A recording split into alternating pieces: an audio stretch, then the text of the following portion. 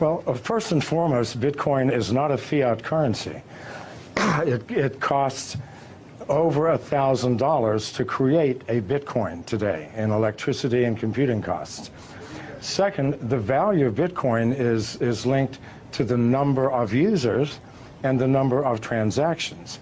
It is not a speculative investment, even though it is being used as such by many people. As the Bitcoin network grows, the value of Bitcoin grows. As people move into Bitcoin for payments and receipts, they stop using US dollars, euros, Chinese yuan, which in the long term devalues these currencies. So what you're seeing is more of a currency devaluation than a bubble in Bitcoin. As more people use it, it has more intrinsic value. And again, the cost of producing a Bitcoin increases with the value of the Bitcoin. So this is not something that we're pulling out of thin air. This is something that's created with massive amounts of electricity and computing power. These temporary fluctuations are meaningless, created by speculators, people who do not understand the fundamental technology of the blockchain. Those who do know that in the long term, these fluctuations will make no difference. The more people who use Bitcoin, the more valuable it will become. This is the only metric we can use. Now, Bitcoin and blockchain go hand in hand, but blockchain's ability to track financial transactions in a way that is incorruptible, it gives it infinite amount of uses outside of the original purpose of using it for Bitcoin. Do you see blockchains overtaking certain aspects of the financial system as we know it now? It will take over all aspects.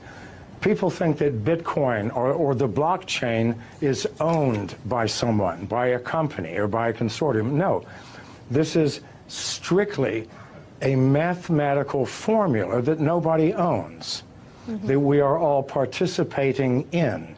And we use the blockchain for everything from fixing supply chain problems in corporations to verifying the authenticity of the sender and receiver in a financial transaction.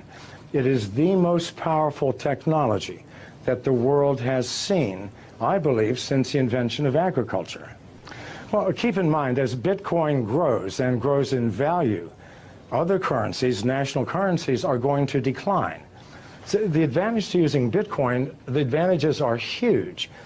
If I do a wire transfer, it'll take me 24 hours. If I do a Bitcoin transfer, it takes me 30 seconds. It is instantaneous.